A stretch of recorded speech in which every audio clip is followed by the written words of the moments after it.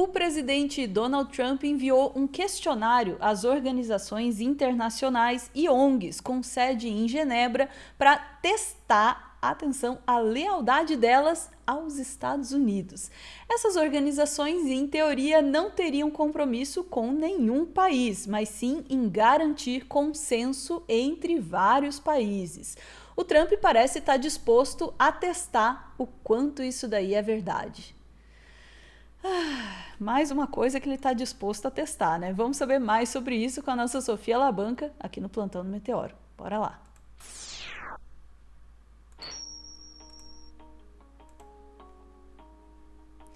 Boa tarde, Sofia. Trump, para variar, esticando a corda, né?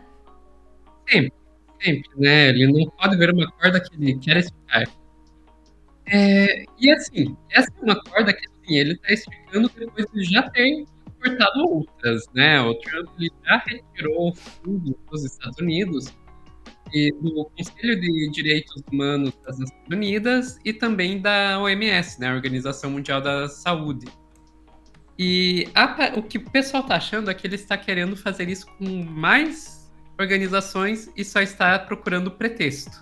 É a suspeita aí. Mas vamos lá. A gente está falando aqui, Ana, de um questionário com mais de 30 perguntas que ele mandou quase que meio de surpresa para várias, tanto organizações, algumas ligadas às Nações Unidas, outras não, quanto para ONGs. Com sede em Genebra. A gente não tem, eu pelo menos não consegui encontrar em nenhuma fonte, e olha que eu procurei, inclusive em línguas que eu não entendo muito bem, que eu precisei do Google Tradutor, como o francês, e eu não consegui encontrar a lista de quais seriam essas organizações. Mas a gente pode imaginar que tipo de organização importante que tem lá com sede em Genebra. Tem a Cruz Vermelha, tem a Organização Mundial do Comércio, então tem alvos aí além da OMS e do Conselho de Direitos Humanos, que já foi. Pergunto, o que tem nesse questionário? Por que a gente está chamando aqui? Sofia tá dando uma cortadinha aqui para mim. Sofia, tá tudo bem aí? Opa, dei uma travada? Deu? Opa, tá voltando. Voltou. Voltei. Onde que eu parei? O que tem nesse questionário? O que tem nesse questionário? Vamos lá pro Geneva Solutions, que vai nos contar aqui, ó. Questionário surreal de Trump deixa organizações internacionais de Genebra assustadas, vamos lá, paralisadas. É um questionário, Ana, que eles têm que responder até o dia 31 de agosto. E vamos direto ali para o segundo parágrafo que vai nos contar aqui. O questionário é chocante. Uma das perguntas é: você pode confirmar que a sua organização não trabalha com entidades associadas ao comunismo, socialismo, totalitarismo ou qualquer outra entidade que vá contra as crenças, que defenda crenças anti-americanas? Outra pergunta: esse projeto fortalece a soberania dos Estados Unidos ao limitar sua dependência de organizações internacionais e estruturas de governança global, por exemplo, a ONU e a OMS? Gente, ele está mandando questionários para organizações que se propõem a ser multilaterais, perguntando se fortalece a soberania dos Estados Unidos ao invés de fortalecer o multilateralismo. É basicamente isso que ele está Gente, que fazendo. loucura, que loucura. Outra pergunta: você pode confirmar que sua organização não recebeu nenhum financiamento da República Popular da China, Rússia, Cuba e Irã? Gente, são organizações internacionais multilaterais. É óbvio que devem ter recebido dinheiro da China, da Rússia. Isso faz parte, elas recebem dinheiro de todos os países membros. É óbvio que receberam. Mas é o tipo de pergunta que ele está fazendo. E daí é justamente por isso, Ana, que o pessoal está pensando, ele só está procurando pretexto. Ele sabe quais são as respostas, sabe que não é a resposta que ele quer, ele só está procurando pretexto para justificar os cortes e aí parar para que os Estados Unidos possam parar de contribuir com essas organizações. E daí, Ana, tem outras perguntas que foram feitas que parecem ir num sentido de tentar forçar essas organizações para manter a sua verba a se comprometer com a visão estadunidense de mundo e com os interesses dos Estados Unidos.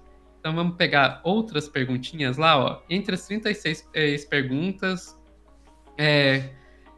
que visam garantir que as organizações recebem financiamento dos Estados Unidos estejam totalmente alinhadas com as políticas do Trump, uma se destaca. Este projeto cria benefícios mensuráveis para indústrias sediadas nos Estados Unidos, a sua força de trabalho e vários setores econômicos? Tipo, ele tá perguntando se organizações internacionais, multilaterais, têm projetos que beneficiem os Estados Unidos. E daí, continuando, o governo dos Estados Unidos... O governo dos Estados Unidos também pressiona os beneficiários a garantirem que a sua posição sobre identidade de gênero esteja alinhada com os Estados Unidos, insistindo que indivíduos transgêneros não sejam reconhecidos e que não hajam alternativas às classificações masculinas ou feminina. Além disso, busca garantir que os programas de diversidade, igualdade e inclusão não estejam no cerne das organizações financiadas pelos Estados Unidos. Um observador bem posicionado em Genebra disse que muitas organizações internacionais já tomaram medidas preventivas ao eliminar quaisquer referências a propostas de diversidade, igualdade e inclusão de seus sites. Meu Deus do céu, que loucura, que loucura. Eles estão pegando pesado nisso, né, Sofia? Estão pegando pesado nisso e é uma coisa assim, tipo, preocupante, porque assim, a gente tá falando, muitas dessas organizações em Genebra são organizações direta ou indiretamente ligadas a direitos humanos. E daí eles basicamente estão dizendo, organizações de direitos humanos não podem cuidar dos direitos humanos. Porque quando você está retirando questões de pessoas trans, de diversidade, porque diversidade não é só pessoa trans, não é só LGBT, também é diversidade racial, diversidade de gênero, né, no sentido de proteção às mulheres, a diversidade religiosa, cultural. Quando você tira tudo isso, você basicamente está dizendo, vocês não podem fazer direitos humanos, vocês têm que cuidar só de homem branco cis hétero, basicamente. Não, e dos Estados Unidos, especificamente, tem que beneficiar os Estados Unidos. E isso é preocupante, Ana, porque você vê, já tem organizações preventivamente... É isso que me preocupa. Recuando de suas posições para agradar o Trump. Isso, até certo ponto, Ana, é compreensível porque eles dependem do dinheiro dos Estados Unidos, essas organizações. Sim. Elas dependem, e é aquela coisa. Quem paga a banda escolhe a música. Então, por mais assim que seja um troço completamente absurdo, e você pensa, elas perdem até o sentido de existir se elas fizerem tudo que o Trump tá pedindo, porque se elas fizerem tudo... O que é uma organização multilateral se ela está cedendo 100% a um único país? Não é mais uma organização multilateral. Então elas estão numa situação, ou a gente perde todo o nosso financiamento, talvez tenha que reduzir muito os nossos programas, as nossas ações, e isso vai afetar negativamente os mais pobres, os países mais necessitados, etc, etc. Ou a gente cede, e ao ceder, a gente vai estar prejudicando os países mais pobres, os mais necessitados, porque a gente vai estar impedido de agir a favor deles. Assim, perde ou perde. Me parece, Sofia, que nesse ponto apenas uma reação coletiva é a única... enquanto você falava, eu ficava pensando qual seria a forma de escapar disso, né? Porque ao que parece, efetivamente, os Estados Unidos, se for por essa linha, eles vão destruir qualquer tipo de estrutura, né, que exista para direitos humanos no mundo, né? Então, assim, um cenário que a gente tem é esse. Não existe mais qualquer trabalho em defesa dos direitos humanos no mundo, porque eles vão acabar com, né, ou de um jeito ou de outro, ou pela extinção ou pela submissão, né? Porque de qualquer forma, nesse cenário, é isso que acontece. E aí fiquei pensando, qual é o único jeito disso não acontecer? Para mim, eu acho que é a coletividade. Ou coletivamente, né, se faz um movimento de empurrar de volta os Estados Unidos, ou eles vão, de fato, ser bem-sucedidos nessa estratégia bully geral do mundo. A outra possibilidade também é acabar o dinheiro deles, o que não é impossível, né, porque eles estão perdendo espaço, estão, né, metendo os pés pelas mãos. Mas isso também depende de uma organização coletiva, assim, de falar, espera, né, um olhar para o outro e falar, peraí, eu acho que ninguém quer mais isso aqui, né? Alguém ainda quer essa bosta aqui? Não quero. Então vambora, vamos fazer outra coisa, né? Mas também só funciona coletivamente. Um ente só respondendo a uma pressão dessa, não tem como segurar, né? Não.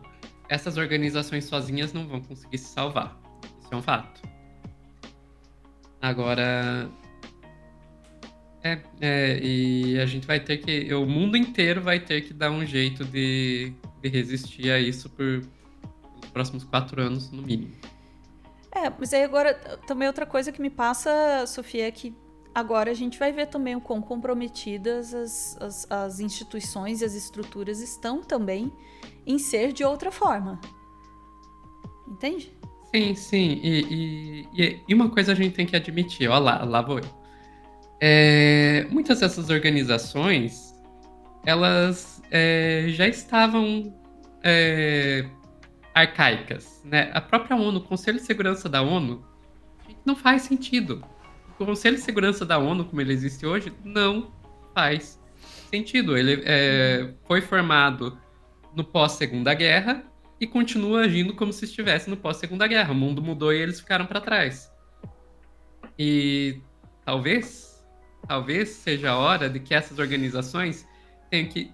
E mesmo vamos lá, eu citei uma das organizações que está em Genebra, a Organização Mundial do Comércio. Gente, ela sempre se coloca como multilateral, mas a gente sabe que ela sempre atuou muito mais a favor dos países do norte global do que do sul. Uhum. Talvez seja esse empurrãozinho que precisa para elas, de fato, se comprometerem com o multilateralismo. Ou não, esse é o problema. Ou não. Ou se comprometer de fato com o unilateralismo e simplesmente soltar a máscara. Dizer, gente, essa máscara aqui não preciso mais. É chamado momento da verdade, né? Agora, se fizer isso, daí elas perdem a legitimidade. Pelo menos diante dos países do sul. Sem querer alongar demais o corte, mas perdem legitimidade. Mas pensando que coletivamente também a legitimidade elas decidem entre elas. Entende? O meu medo é esse. Todo mundo fala, dane-se, ninguém precisa mais fingir que o negócio acabou, sabe? Bom, terminamos assim numa baixa este corte. Ficamos por aqui, Sofia. Ficamos por aqui, Ana. Vou dar um recadinho aqui antes que a gente entre demais em depressão. Bora lá, vou até tirar a trilha. Vamos lá. Recadinho, gente. Muito obrigada por ver esse vídeo até o final. Vou aproveitar o finalzinho dele para convidar você para assistir o nosso Meteoro Repórter, o nosso quadro de entrevistas com Pedro Zambarda. Já está disponível para os membros do nosso clube de canais aqui no YouTube. E o lançamento oficial para todo mundo é no sábado, dia 15, às 14 horas. Nesse Meteoro Repórter, o Pedro Zambarda entrevista a jornalista Stefane Costa, que teve as suas primeiras experiências de imprensa de guerra na Ucrânia e no Líbano. A repórter que está em Portugal também desvenda as intenções de Putin e da Rússia, além do avanço dos neonazis. Super importante essa entrevista, muito bem conduzida pelo nosso Pedro. Fica aí o convite para sábado, dia 15, às 14 horas aqui no Meteoro. Quem é membro pode ver antes. Vamos lá, chat, a gente volta em instantes para mais assuntos do dia. Beijos!